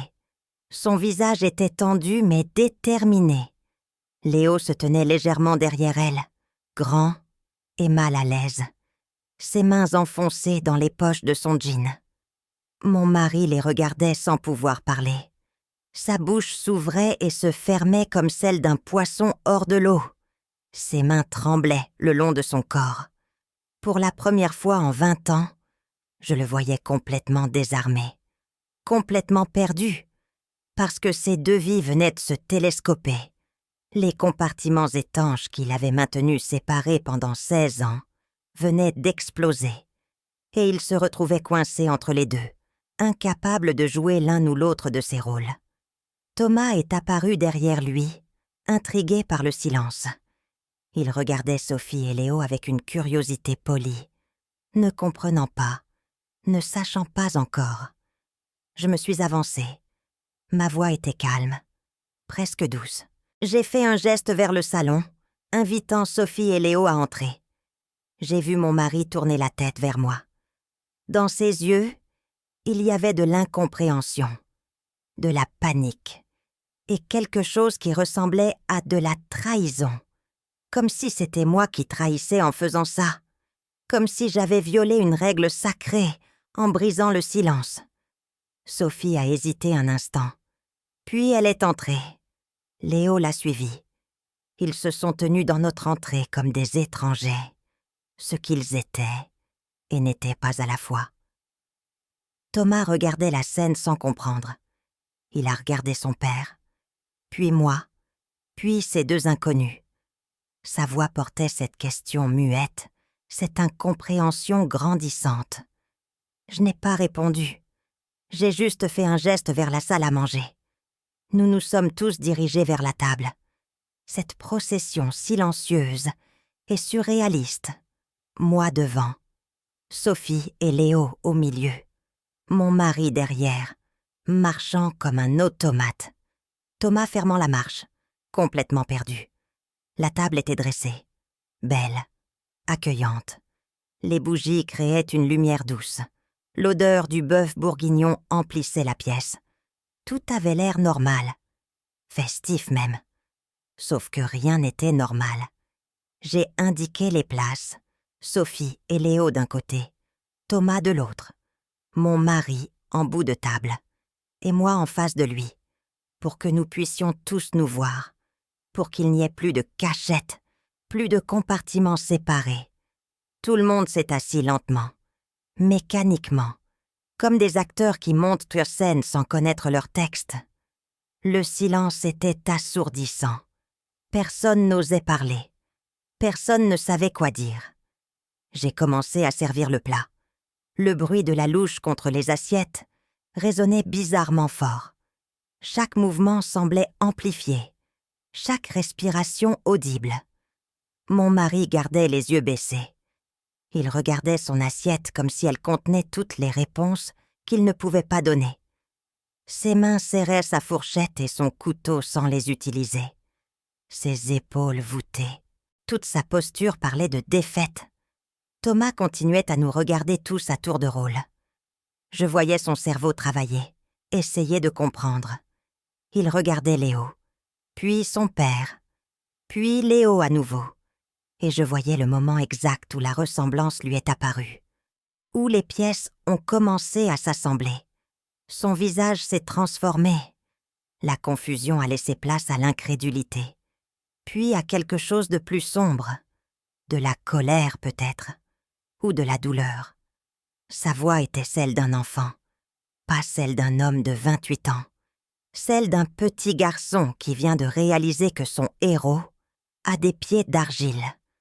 Mon mari n'a pas levé les yeux, n'a pas répondu. Il était incapable de soutenir le regard de son fils, incapable de soutenir le regard de qui que ce soit dans cette pièce. Sophie était assise très droite, ses mains croisées sur la table. Elle ne touchait pas à son assiette. Elle regardait droit devant elle avec une expression illisible. Léo, lui, semblait vouloir disparaître. Il s'était recroquevillé sur sa chaise, les épaules rentrées, comme s'il pouvait se rendre invisible. Ses yeux allèrent de son père à Thomas, cherchant quelqu'un qui pourrait expliquer. Et moi, assise à ma place habituelle, à cette table que j'avais mise des centaines de fois, je regardais cette scène avec un détachement presque étrange. Je ne criais pas, je n'accusais pas, je ne faisais pas de scène dramatique. Je faisais juste quelque chose de beaucoup plus radical. Je forçais la vérité à exister dans l'espace, à prendre de la place, à ne plus être cachée dans des compartiments étanches, mais à respirer, visible, tangible, au centre de notre vie. Le bruit des couverts contre les assiettes, quelqu'un qui déplace son verre, le souffle d'une bougie qui vacille, ces petits sons qui normalement se perdraient dans les conversations, dans les rires. Mais là, ils résonnaient comme des coups de tonnerre. Mon mari a finalement levé les yeux. Il a regardé Sophie, puis Léo, puis Thomas, puis moi.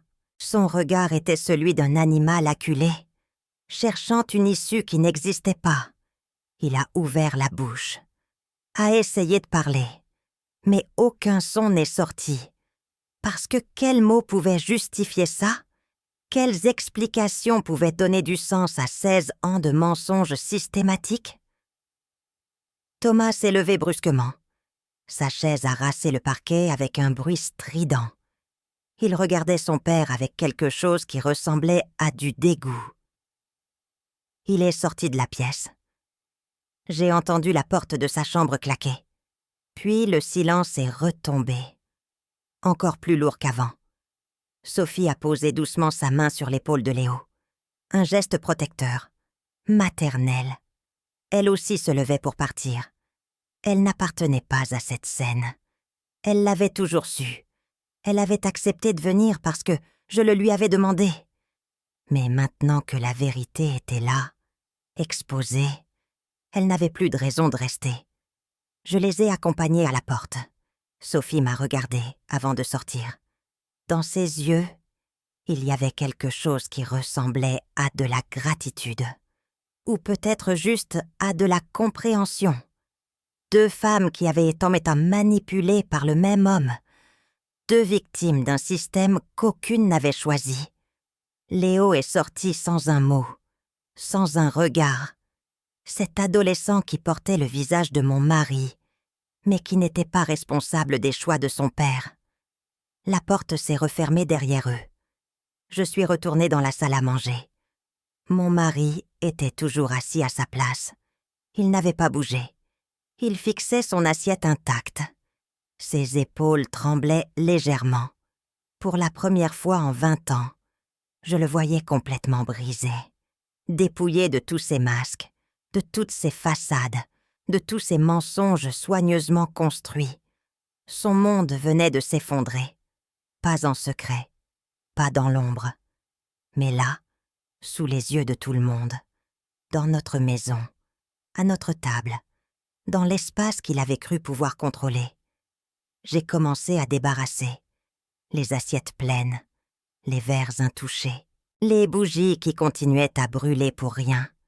Et pendant que je rangeais méthodiquement les débris de ce dîner qui n'avait jamais vraiment commencé, je me sentais étrangement légère. Parce que pour la première fois en 16 ans, la vérité existait vraiment. Elle n'était plus enfermée dans ma tête. Elle n'était plus un poids que je portais seule. Elle était là, visible, partagée. Et même si elle avait tout détruit, elle m'avait aussi libérée. Le silence après leur départ était d'une qualité différente, plus lourd, plus définitif. Comme le silence qui suit une explosion, quand la poussière retombe et qu'on commence à compter les débris. J'ai fini de débarrasser la table. Chaque geste était précis, mécanique. Empiler les assiettes, vider les verres, souffler les bougies, ranger les couverts inutilisés. La chorégraphie domestique que j'avais répétée des milliers de fois prenait ce soir une dimension rituelle. C'était la dernière fois que je rangeais après un de nos dîners. Mon mari n'avait pas bougé de sa chaise. Il était toujours assis là, les coudes sur la table, la tête dans les mains. Je sentais son regard me suivre, pendant que je circulais entre la salle à manger et la cuisine. Il voulait parler. Je le voyais dans la tension de ses épaules, dans la façon dont sa bouche s'ouvrait puis se refermait. Mais aucun mot ne venait. Que pouvait-il dire de toute façon? Quel mot existait pour justifier 16 ans de double vie?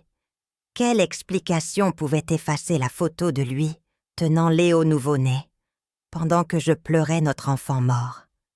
Vers 22 heures, j'ai entendu Thomas dans sa chambre. Le bruit de sa valise qu'on referme. Ses pas dans le couloir. Il est passé devant le salon sans nous regarder, sans dire au revoir, sans même claquer la porte. Juste ce silence accusateur qui disait plus que n'importe quel reproche. La porte d'entrée s'est refermée doucement. Mon fils venait de partir, et je ne savais pas quand il reviendrait. S'il reviendrait. Mon mari a levé la tête à ce moment-là. Ses yeux étaient rouges. Pas de larmes. Il n'avait jamais été du genre à pleurer. Mais cette rougeur qui vient de la fatigue, du choc, de l'effondrement intérieur, il a tendu la main vers moi. Un geste hésitant, presque suppliant, comme s'il pouvait encore me toucher. Comme si nous étions encore dans cette zone où un contact physique pouvait réparer quelque chose. Je me suis écartée. Pas par colère, pas par dégoût. Simplement parce que ce geste n'avait plus de sens. Nous n'étions plus dans l'espace où les gestes de réconfort fonctionnaient encore. Il a laissé retomber sa main, puis il s'est levé lentement, comme un vieil homme. Il a fait quelques pas vers moi, s'est arrêté, a ouvert la bouche. J'ai secoué la tête avant même qu'il parle, parce que je ne voulais pas entendre. Je ne voulais pas de ses explications, de ses justifications, de cette reconstruction narrative où il allait se présenter comme victime des circonstances, où il allait me dire qu'il m'aimait aussi, qu'il n'avait pas voulu me faire de mal, que c'était compliqué. Tout était toujours compliqué pour les gens qui mentent. Il a dû comprendre quelque chose dans mon regard parce qu'il s'est arrêté. Ses bras sont retombés le long de son corps. Il ressemblait à un enfant puni. Mais ce n'était pas un enfant. C'était un homme de 50 ans qui avait construit méthodiquement un système de mensonges pendant 2 décennies. Je l'ai regardé vraiment, peut-être pour la première fois depuis longtemps. Cet homme que j'avais cru connaître par cœur, dont je pouvais prédire chaque geste, chaque réaction. Et je réalisais que je ne le connaissais pas du tout, que peut-être je ne l'avais jamais connu. Celui que je connaissais était un personnage, une version édulcorée, la version parisienne de lui-même. L'homme qui rentrait le soir, qui lisait son journal dans son fauteuil, qui me demandait comment s'était passée ma journée. Mais l'homme complet, celui qui pouvait aimer 2 femmes, élever 2 fils, maintenir 2 foyers, cet homme-là m'était totalement étranger. Et le plus étrange, c'est que je ne ressentais plus de colère. La rage qui m'avait habité ces dernières semaines s'était consumée. Il ne restait qu'une immense fatigue et une clarté nouvelle. Il n'était pas un monstre. Il n'était pas un pervers manipulateur qui prenait plaisir à la souffrance. Il était quelque chose de plus banal et peut-être de plus triste. Un homme qui avait voulu tout avoir, qui avait pensé pouvoir compartimenter sa vie assez efficacement pour que personne ne souffre. Il avait cru qu'en me protégeant de la vérité, il me protégeait de la douleur. Mais ce qu'il avait vraiment fait, c'était me voler 16 ans de ma vie. 16 ans où j'aurais pu choisir, où j'aurais pu décider si je voulais vivre dans cette configuration.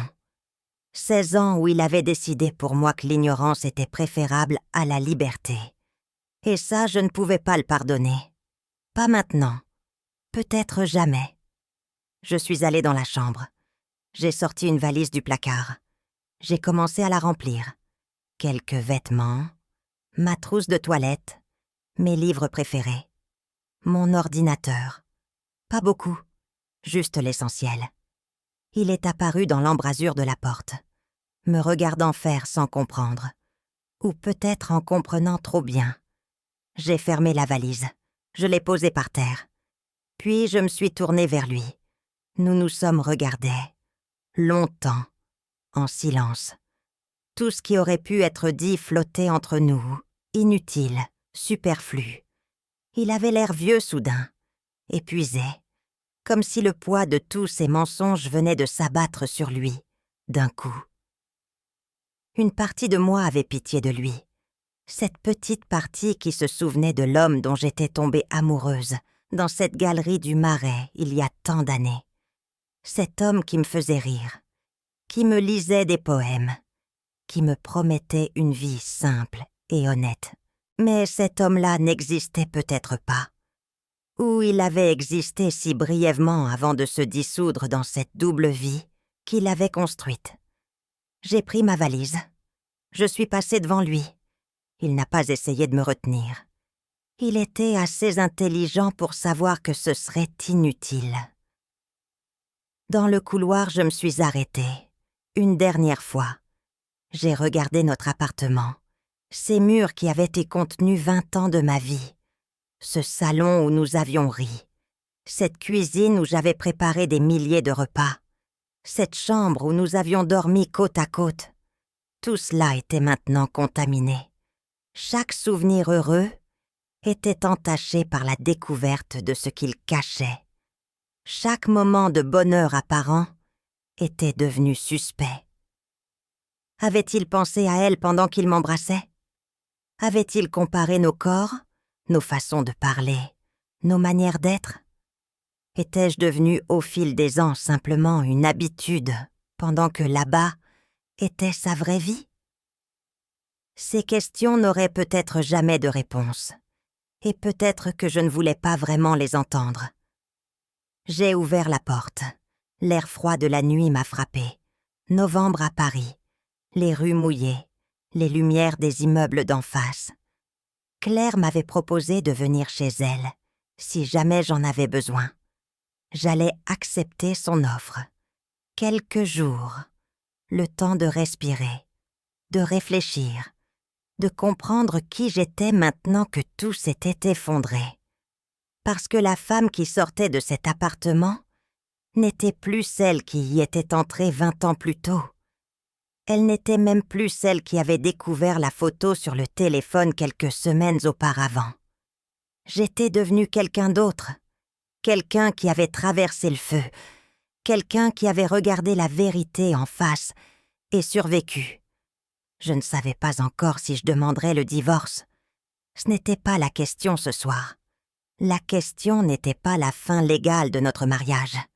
C'était la fin de l'illusion. Et ça, c'était déjà fait. En descendant les escaliers, ma valise cognant contre les marches, j'ai ressenti quelque chose d'inattendu. Du soulagement. Une légèreté presque euphorique. Comme si un poids énorme venait de se détacher de mes épaules. Parce que pour la première fois depuis 16 ans, je vivais dans la vérité. Une vérité horrible, dévastatrice, mais une vérité quand même.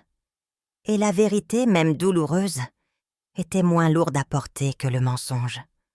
Le taxi est arrivé rapidement. J'ai donné l'adresse de Claire. Pendant le trajet, j'ai regardé Paris défiler derrière la vitre. Cette ville où j'avais vécu la moitié de ma vie. Cette ville qui allait maintenant être différente, parce que je la regarderais avec des yeux neufs. Mon téléphone a vibré. Un message de lui. Juste 3 mots. Je les ai lus. Je n'ai pas répondu. Je ne savais pas quoi répondre. Et peut-être qu'il n'y avait rien à répondre. Le taxi s'est arrêté devant l'immeuble de Claire. J'ai payé. J'ai pris ma valise. J'ai sonné. Elle m'a ouvert immédiatement, comme si elle m'attendait. Elle n'a pas posé de questions. Elle m'a juste pris dans ses bras. Et pour la première fois depuis des semaines, j'ai pleuré. Pas des larmes de désespoir, pas des larmes de colère, des larmes de libération. Cette nuit-là, allongée dans le lit d'amis de Claire, j'ai pensé à tout ce que j'avais perdu. Un mari, une famille, l'illusion de la stabilité. 20 ans de ma vie construits sur du sable. Mais j'ai aussi pensé à ce que j'avais gagné.